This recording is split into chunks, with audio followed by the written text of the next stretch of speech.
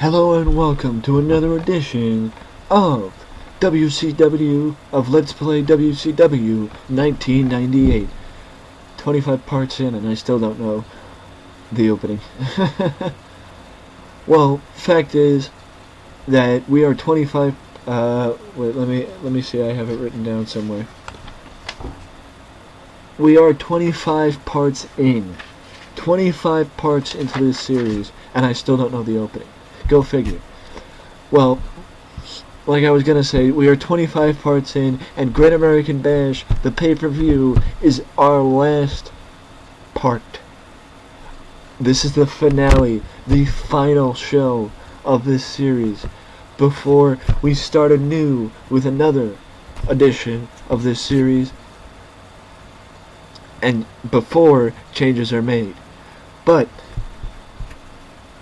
fact is, with all things considered, and this being the last show of this part of this installment of the series, I decided to take a different approach with this, the final episode of WCW 1998, and show you the full thing, the full show, from start to finish, from booking screen to the beginning booking screen to the end booking screen.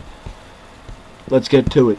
As you see all the matches, let's get to them and see what the ratings got. We get to the first match, which is the pre-show match, a 20-man battle royal consisting of, well, various mid-carders who weren't booked on the show. And we see Curt Hennig win, and you know what that means. Curt Hennig is now the #1 contender to face Fit Finlay for the television title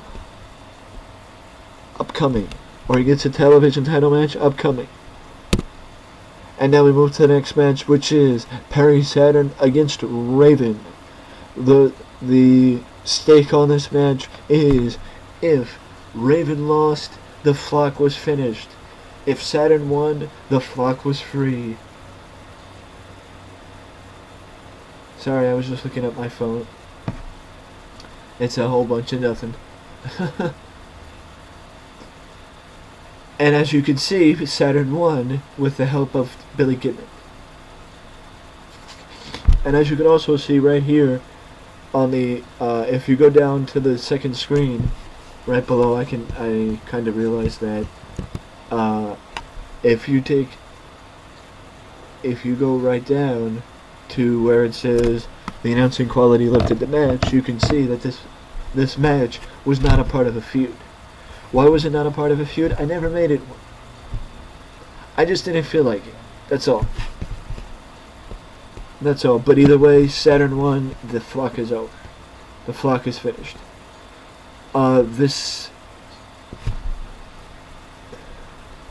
Picture this, basically. Sid Vicious and Roddy Piper are walking backstage, and they're just talking. They're talking about their respected match later tonight. Their respected matches later tonight: Sid versus Ric Flair, Chris Benoit, and Roddy versus Flair.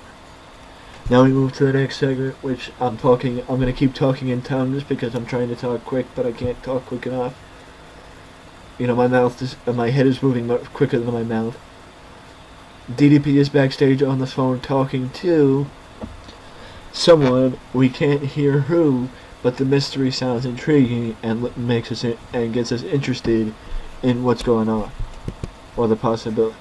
Now we move to the next segment, which is Ric Flair, Chris Benoit, and they're talking once again about their respective matches later tonight against Roddy Piper and Sid Vicious, respectively.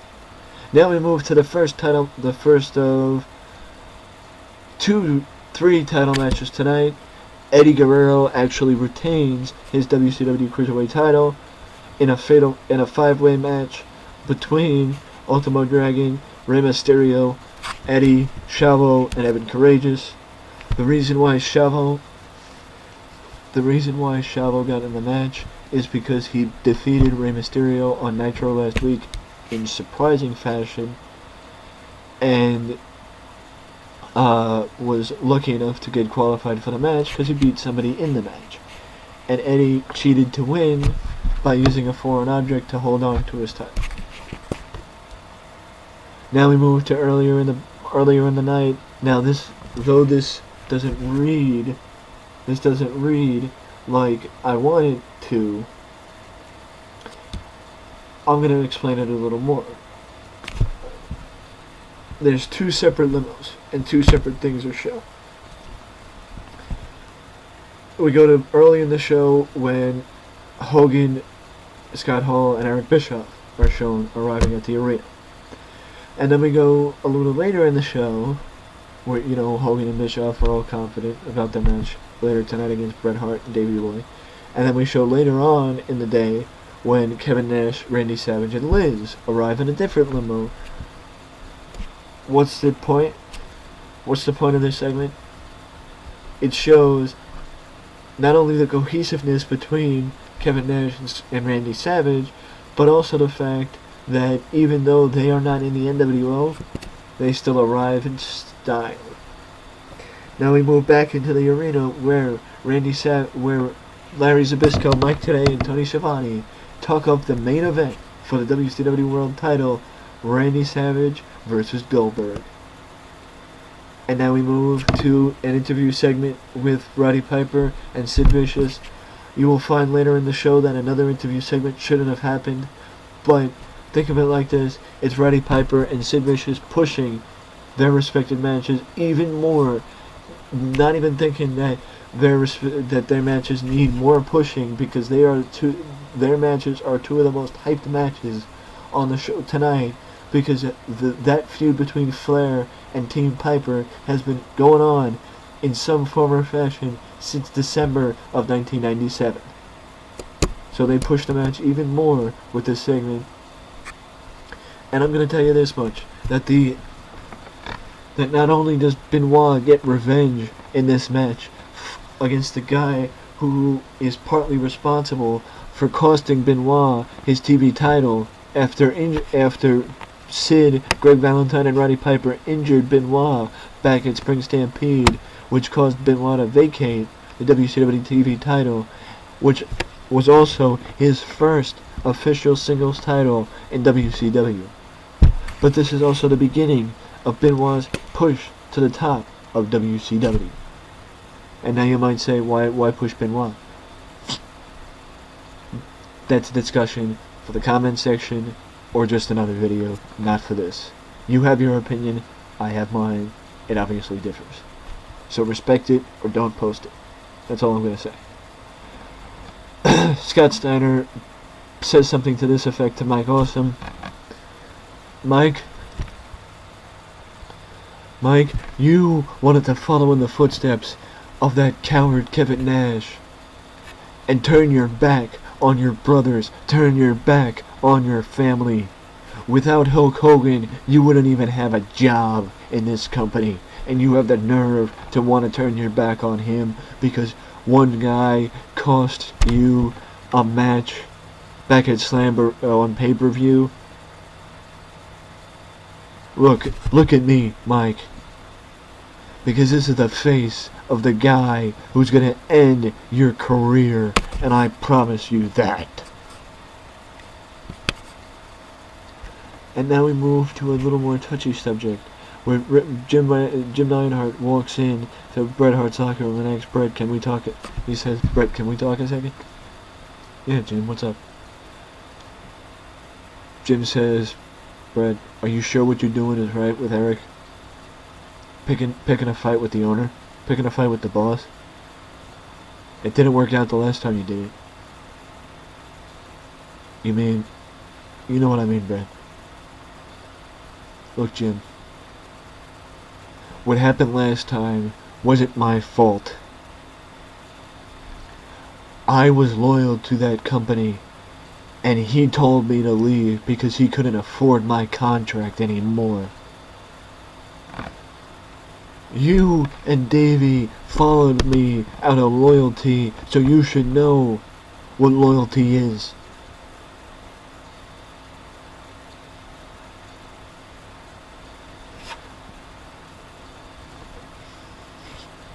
We are loyal because we're family. This was never Davey Boy's fight, but he got my back because we're family. If you don't, it's fine. That's your choice. Brett, it's not that I don't have your back, it's just me and Davey Boy can't afford to lose this job too.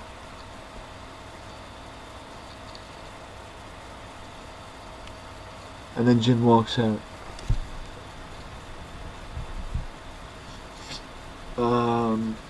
Now we move to the next segment with Harlem Heat against talking about the Thrill Seekers, but picking apart Chris Jericho a little more than they pick apart Lance Storm. And they say, well, Chris, Stevie to be more specific, says, Chris, we think you're an ungrateful punk that needs to be taught a lesson, and we're the guys to do it.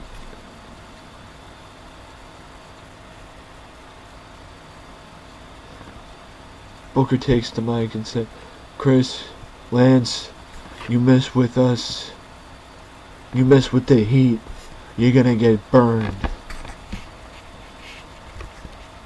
And tonight's when it's gonna happen. Well, now, looking at this segment, looking at this next match, you might question, why? Why give him the double counter? Well, number one, this is Mike Awesome's best match since coming to the company. And number two, Mike Awesome has lost a lot more than he's won. And Scott Steiner has been a thorn in Mike Awesome's side. Or not really a thorn in his side as much as it has been that Scott Steiner screwed Mike Awesome out of the television title because of what Mike Awesome did to Vincent back at I believe it was Spring Stampede. But now it's two big bulls colliding. And much like the brawl between Bray Wyatt and Roman Reigns on Raw last week, these two will have a brawl. And last time I checked, you have a brawl in a one-on-one match, you're gonna get counted out. And that's exactly what happens. And now we move backstage where we see Kevin Nash live shot backstage, meaning it's live, it's not taped like the last time. It's Kevin Nash and Randy Savage talking about Scott Hall and what happened last week on Nitro. I just want to make a point. Scott Hall is not in the shot. He's not backstage with them. They're talking about him. That's all. It just says that you're shown hanging out because of the root of the angle. You can't change the root of the angle. To where they're talking about him. It has to be that they're hanging. So that's what it is. I'm not gonna go too much into this, but it's the same. But it's the same segment as the interview segment, as you see. Interview. It's not they're talking backstage. It's interview. It's the same thing as this interview segment earlier in the show with Ric Flair, with Roddy Piper and Sid. And now we move to the next segment, which is the tag team title match, and the second of two title matches tonight at Great American Bash. This match sees Harlem Heat walk out still the WCW World Tag Team Champions, beating the Thrill Seekers, and finally, in their minds, teaching respect to the upstart tag team. And once again, now we move backstage with basically Diamond Dallas Page wishing Sting luck for their match tonight, for their number one contender match tonight. Because if you go back 2 weeks ago on Nitro, when Bam Bam Bigelow made his debut, he interrupted a match that in reality could have seen the winner become number one contender, but because of how the match ended, That led to Dusty Rhodes making the match between Scott Hall and Goldberg, so in many ways, Bam Bam Bigelow screwed Sting and Diamond Dallas Page out of a world title opportunity. And that is why tonight's triple threat match, number one contender, will crown a number one contender for the WCW world title.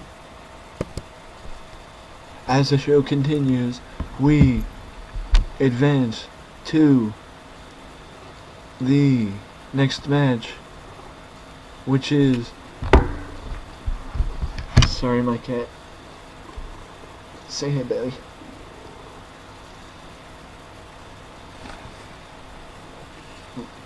My cat's a nosy cat. She wants to get in the shot.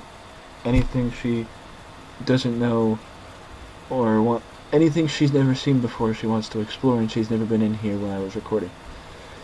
So we move to the next match, which is Roddy Piper versus Ric Flair, and this match is, well, been building since December at Starcade, when Sid Vicious first attacked Ric Flair and started this feud between Flair and Roddy, and, well, Team Flair and Team Piper, basically, because that's what it boiled down to, Team Flair and Team Piper. And what you saw last... I apologize. And what you saw last month at Slamboree, I want to say. And in layman's terms, this was the blow-off. This was the blow-off to the feud, and Flair finally got his revenge on Piper after months of, well, Piper trying to end Flair's career. No way to, PR it in a different way. Or spin it in a different way. Now we move to the next segment, which is the number one contender match for the WCW World Heavyweight title, and it is won by Sting. And you might question my intention of letting Sting defeat Bam Bam Bigelow and not Diamond Dallas Page, but fact is, there's other plans for DDP. Did I not include the segment? Huh. I think I might have screwed up by putting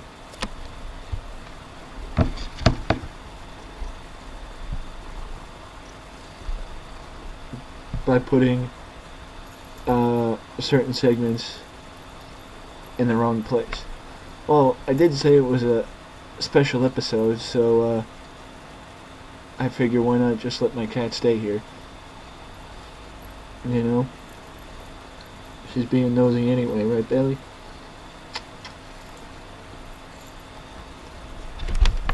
Yep. Cat disappeared, so let me move the headset equipment. Well, now, let me just say that if DDP segment pops up after this segment, I'm going to be pissed off. But Kevin Nash comes out following a triple threat match and calls out Scott Hall to straighten out everything that has gone down between Kevin and Scott. Because, yeah, you might say, okay, Scott cost Kevin a world title shot, Kevin cost Scott a world title shot, they're even. Most people would think, okay, you're going to start a brawl. No, far from it. They're best friends. Kevin wants to talk it out. He doesn't want to brawl. He doesn't want to fight. Yep, I was right. Well, as you could probably tell, this segment was supposed to be right after the match, as Sting offers DDP a handshake. DDP accepts it, but then cheap shots Sting and completes his heel turn.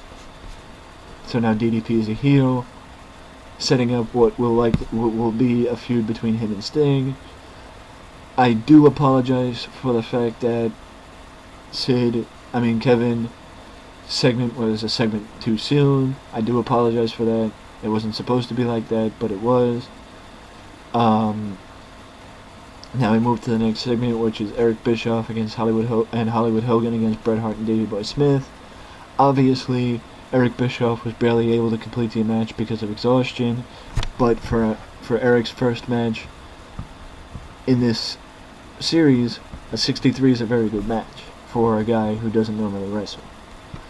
But when you're coming into a match with Davey Boy Smith, Bret Hart, and Hulk Hogan, it's very hard to get a bad rating. So yeah. But Bret Hart wins and gets a little bit of revenge. And you know what that means?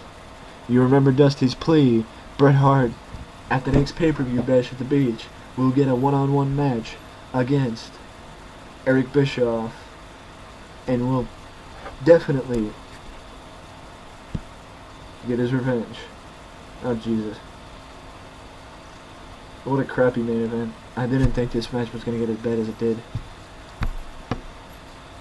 But, either way, Goldberg is the new WCW World Heavyweight Champion, and this rating is a perfect indication of why this series couldn't last until Starcade, because if I let it last until Starcade, I can basically guarantee that WCW would either be off the air or there would be no Starcade, because I would have lost my pay-per-view provider. Because of ratings like this, because of the fact that, well, WCW was full of drug addicts, and being a drug addict is drug addict, negative influences, alcoholics, you know, the whole 9 yards. And being all that in this game has a negative effect on your performance, and it shows in WCW tenfold, especially WCW 1998. And that is why WCW did not last. If you haven't the faintest idea what I'm doing, what I mean, then, well, maybe in an upcoming video, I'll show you exactly what I mean. But there will be another video upcoming to completely wrap up this series. As you can tell, I did not get a good rating for the pay-per-view, but we gained popularity in 17 regions, but we also lost popularity in 3 regions. A 69 is not at all a rating that I should be getting for a pay-per-view, especially as WCW. But fact is, an average rating for an average show could have been a lot worse, probably should have been a lot worse, but an average rating for an average show. Do you agree? Do you agree with the rating? Do you think the show was good? Do you think the show could have been a lot better? Let me know in the comment section below what you thought of the show, what you thought of the series. If you have any ideas, any thoughts of what the next series should be for this, what the next company I should do is, let me know. Put it down in the comment section. Feel free. And don't forget to like and subscribe to this channel for more content just like this. And through the more videos, the better I get at talking, the more clear I get. So, yeah. But I hope you enjoyed this series. Till next time. Remember, Wrestling Express is your one place for all things wrestling and unique content just like this. Till next time.